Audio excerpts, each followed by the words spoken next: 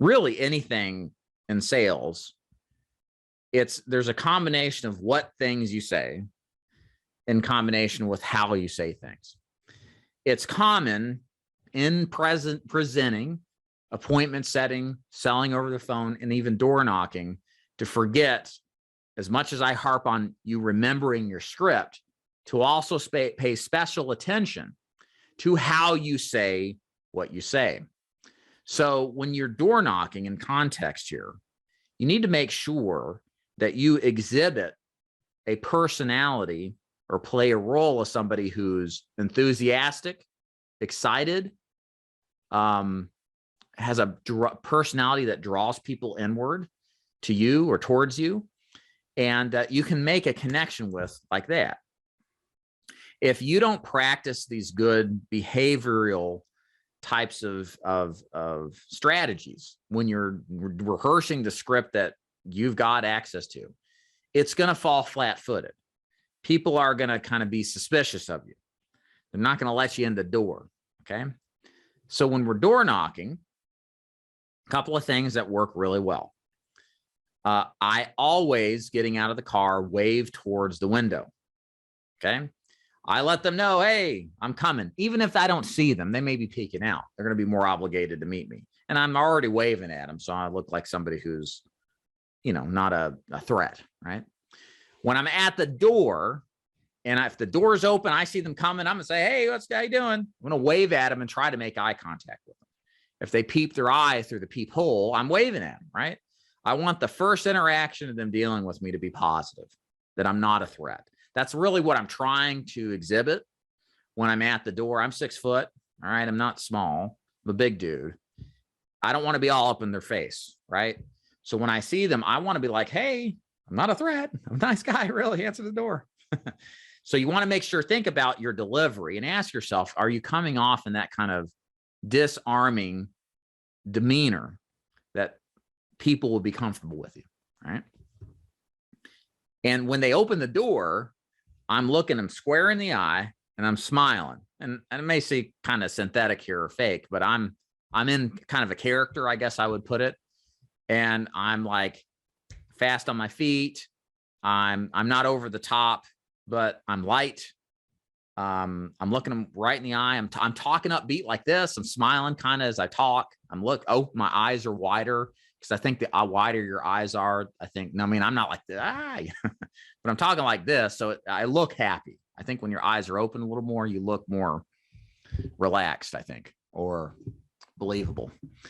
So I make sure that I'm doing all of this when I'm at the door, because all of these little things make a difference. Certainly what you wear makes a difference. Okay. Now, I door knock successfully wearing polos, button-down shirt, and shorts later in my career. Just like carpenter shorts. Okay.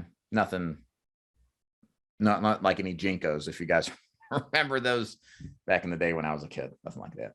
So, I look clean cut. Okay. Shirt tucked in, right? I would recommend that you guys are wearing business casual, khakis, shirt, button down, whatever the ladies' equivalent is. Okay.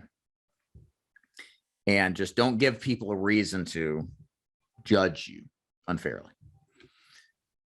And then when they open the door, you got to go into your routine and your behavior, your attitude. It's got to be light. You got to be upbeat, because what you're trying to do as of 2021 with COVID concerns, with crime concerns, is to get into a stranger's home. Okay. And you don't need to give them any indication otherwise that you're a threat. Okay. Part of the way you overcome that is to sound like somebody fun and interesting. Okay.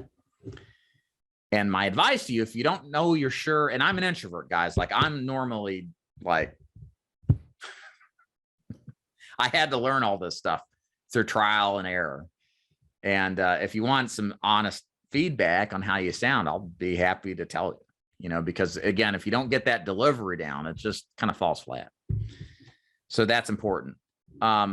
If you feel comfortable, when somebody opens the door, reach your hand out to shake it. If they leave you hanging, no big deal. Don't make a big deal about it. Just extract your hand back and go right into your script. Okay. So your demeanor is so important that probably how that first second is as they open the door and look you in the eye is how you're going to be judged before you even complete the first word in the first sentence of your script. It's that important. So make sure you get this right. And the reason I'm harping on this is I had a producer, he still works with me, and I went on a ride along with him up in some city, and I was just shocked at how disheveled he looked. Hair was unclean, not combed, wrinkly button-down shirt hanging out of his pants. Just looked sloppy. And people judge you how you look. It's the way it is. So don't give them a reason to unfairly judge you. Okay. These are things that you can control. You don't have to put a 3-piece suit on and wear the Rolex and all this stuff. I'm not saying that. You just got to look like a business person. Hey, perfect timing, Michael. I mean, you can wear a 3-piece suit. I knew a guy. So I forgot about Stanley. Stanley doesn't work with me, but he works in a lot of the same areas I used to. And he's a kid. He's probably in his early 20s, mid 20s now. He always wore, wear your suit. If you feel good in a suit, great. Maybe they'll think you're like the FBI or a detective and answer the door more often, right? But I had a guy who's not my guy, but a guy I knew of, does very well. And he always wears everything but the tie, 3-piece, essentially. So it works well. And I saw the same people in shorts and a polo. So the point is, just don't look sloppy. That's kind of more the important point than anything else. Don't overestimate that. Okay. All right. Now we got the look down. We got you styling and profiling, right? We got you happy, excited, got the behavior down. Now we can apply that to a script. And with the setup, the mindset, the focal point of the script will be that much easier. So the script sounds something like this. Miss Jones, hey, my name is David Duford, and the reason I'm here is because you had sent back this card.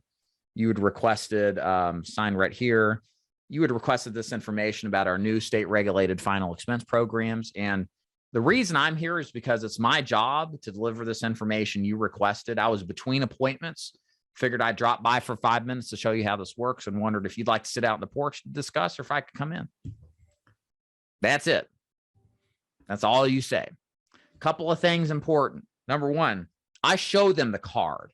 What I don't do is hand the card over. Oh, let me take this and read this. As a resident of Tennessee, more benefits. Oh, I want more benefits. What is this about Medicare? Then they'll start asking you questions and qualifying you. You never hand the card over. You just show where they signed or have their personal information. So like on this card, it's like down here. So they're going to have their not their signature per se, but their name and et cetera here. I'm just going to show them that. So you filled this card out right here and requested information about, and notice how I just took it away and kept talking. I didn't make like, give me that back. I just kind of naturally show, after I showed it and I saw their eyes connected, I'm taking it away, and I want them to focus on me talking. I want their thinking to be based off of what I'm telling them, not based off of what the card says, because the card is designed to answer more or have them ask more questions. And I don't want them asking questions unless it's on my terms. And this isn't on my terms. Okay. So take the card back and continue your script. If you're using any other kind of lead, there's usually a unique identifier on the lead that you can use as a reference point. Facebook leads, favorite hobby, digital leads, email, right? Sometimes favorite color. And you say the same script, but after you say, so the reason I'm here is because you had requested information about our new state regulated final expense programs on Facebook. You said that your favorite hobby, here it is right here, was fishing, right? And the reason I'm here is because, and then just go into the rest of the script. But using that refresher is important because these digital leads, first of all, people like forget, all right? They're on Facebook screwing around, wasting time, yelling about politics, COVID, cat memes, whatever. And they find your burial ad and they click on it and then go back to doing whatever was intriguing. It wasn't the burial ad. So by the time you show up, they've already forgotten. Okay. So we want to use that refresher, the favorite hobby or something else like that, to remind them that we're not just here randomly, that they called on us in a sense to be there. Okay.